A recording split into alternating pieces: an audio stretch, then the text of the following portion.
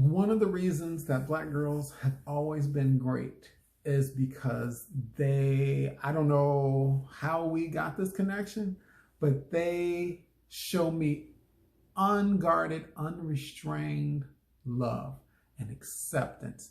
And they give me such a firm foundation to fly into the universe with.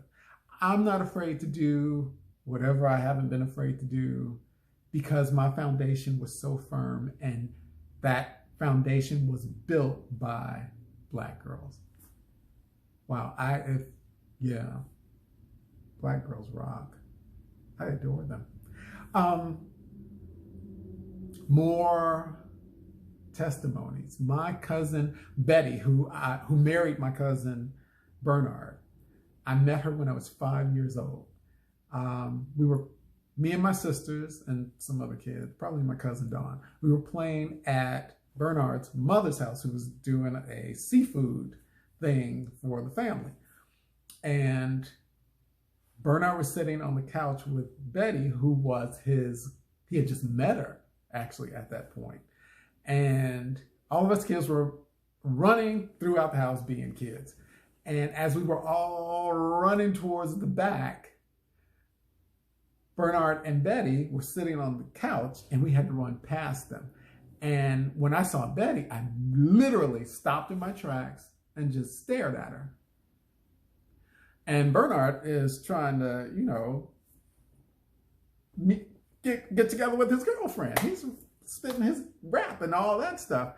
And he's like, okay, you can go on back with the rest of the kids. And I probably took a half-hearted piece of the step. And then Betty was like, oh, what's his name? And she asked him about me, and then she talked to me.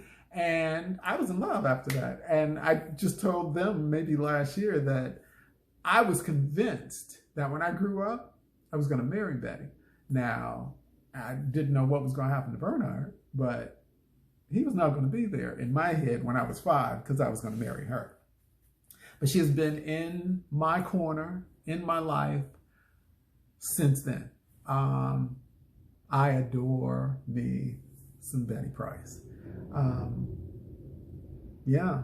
When my mother, the last year and a half, 2 years of my mother's life, she would come to stay with me for a couple nights a week. I enjoyed doing it. My mother was my world. But I also didn't mind doing it because she lived with my sister full time, and my sister was taking care of her. And my sister needed a break. So I was happy to step in. So my mother would come and stay with me. I would cook a big meal.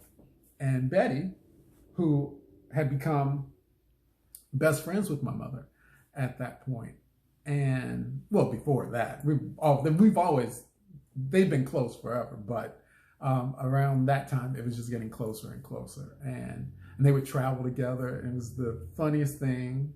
My mother was a little teddy bear who had COPD with the what do you call this? The oxygen. So Betty would be her little protector who had bad knees. So she's wobbling around trying to take care of my mother, who is the original. I think my mother was Cleopatra's, she was reincarnated. Cleopatra came back as my mama, because if my mama could lounge, that was what my mama was going to do. Back in the day, all she needed was a Coca-Cola, a good book to read, and at the time, a cigarette. She didn't need anything else. My mother would take a trip out of the state just to stay in a hotel and read a book, smoke a cigarette, and drink a Coke. I'm like, Mom, could you go see wherever it is that you're going? I don't need to do that. I'm doing what I want to do.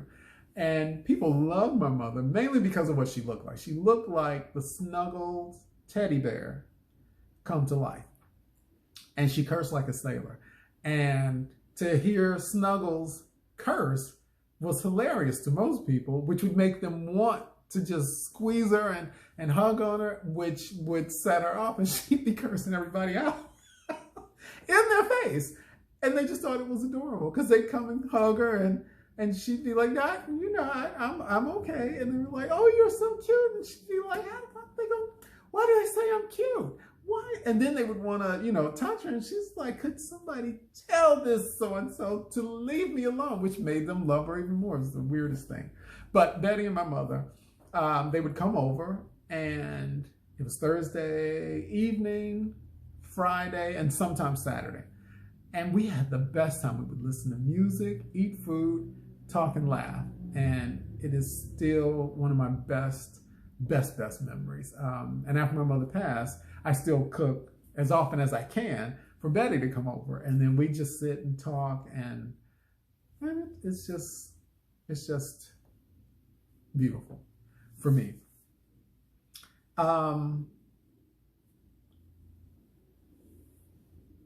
I could not be a bigger spokesperson, cheering section,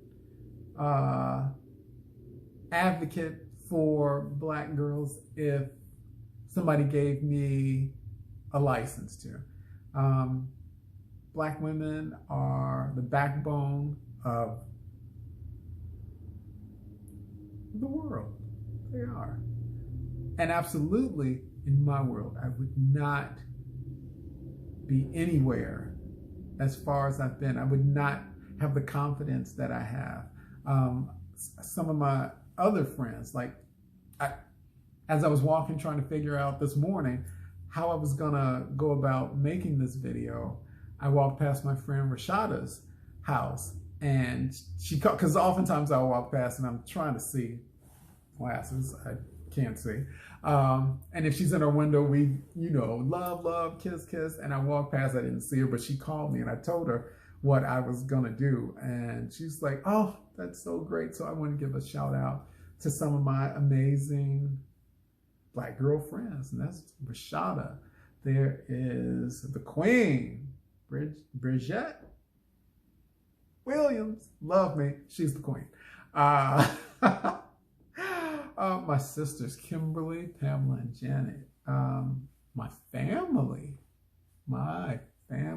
Betty, my mother, Janet, I already said my sisters. My aunts have all been great. Susan, Annette, Mildred, Gloria, Carolyn. Love them all. They've all contributed something. My hearts, Marie and Judy. There are so many women that my nieces, oh my gosh, my nieces are amazing.